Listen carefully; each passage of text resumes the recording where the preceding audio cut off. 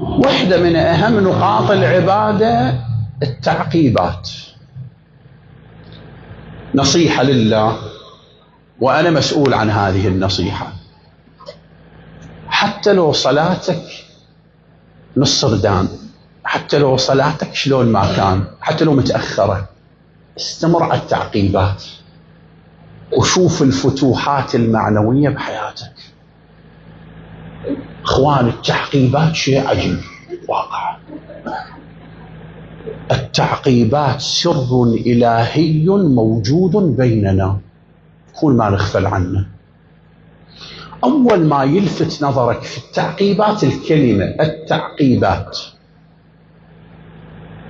من معاني التعقيبات هي ما يأتي عقيب الصلاة أو عقيب الصلاة، يعني عقب الصلاة، هذا معنى من معانيها. بس أكو معنى جميل شوية ترف جميل. معنى من معاني التعقيبات يا شباب هو أنك تتعقب صلاتك، فتدفعها وترفعها وتوصلها إلى الله. هذا معنى جميل. شوف، مصليت صلاة عزيزة، صلاة أعز من الولد. احنا هسه وليداتنا من يروحون للمدرسة نظل نباوع وراهم، وصل يولا تتعقبه لأنه عزيزك. صلاة عزيزتك تتعقبها، وصلت لو ما وصلت؟ خاف يلاقيها الامتعاض والاعتراض والشكوى وما توصل. شوف، هذه تعقيبات، هذه تعقب الصلاة وترفعها وتوصلها إلى الله سبحانه وتعالى. وفعلا معنى لطيف جدا هذا المعنى، أنه الإنسان اللي يشوف صلاته مو هالقد يعقب، يدفعها يرفعها إلى أن تصل. التعقيبات هواي. الغريب بالتعقيبات أخواني أنه ماكو إمام معصوم ما شارك بالتعقيبات. هذه أول شيء يلفت نظرك بالتعقيبات. النبي عنده أدعية بالتعقيبات، أمير المؤمنين عنده أدعية بالتعقيبات، الزهراء عندها، الحسن، كل الأئمة. والأمر الغريب اللي يلفت النظر بالتعقيبات شباب هو أنها متنوعة.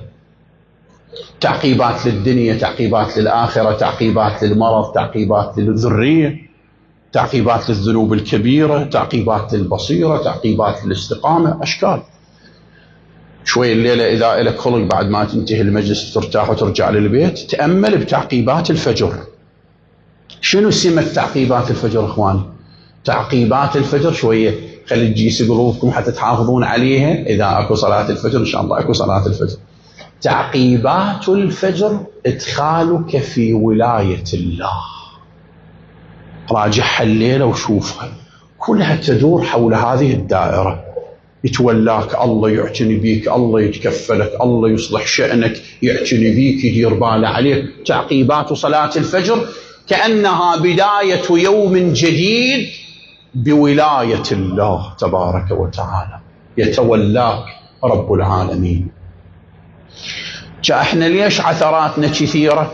صراحة ليش؟ وبنشراتنا كثيرة، مو القاع بيها مسامير، لا، احنا ما عندنا تعقيبات الفجر اللي تدخل الإنسان في ولاية الله.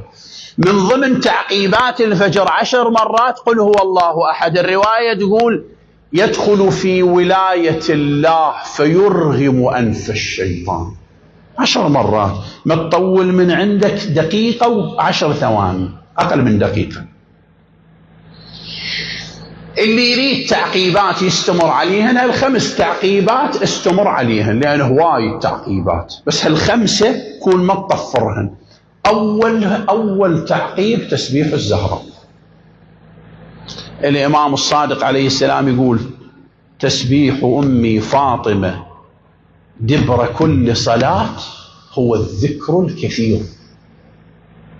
الليلة ارجع للقرآن، شوف شنو ثمرة الذكر الكثير. ثمرة الذكر الكثير هاي الآية: يا أيها الذين آمنوا اذكروا الله ذكرا كثيرا وسبحوه بكرة وأصيلا هو الذي يصلي عليكم وملائكته ليخرجكم من الظلمات إلى النور. شوف هاي ثمرة من ثمار تسبيح الزهراء. 2، هذا الدعاء اللهم إن مغفرتك أرجى من عمل. الله أكبر على هذا الدعاء. يعني أنا هذا الدعاء، هذا التعقيب أسميه هذا هادم اليائسين. يهدمك هذا إذا يئس عندك، يهدم اليأس. شنو يعني اللهم إن مغفرتك أرجى من عمل؟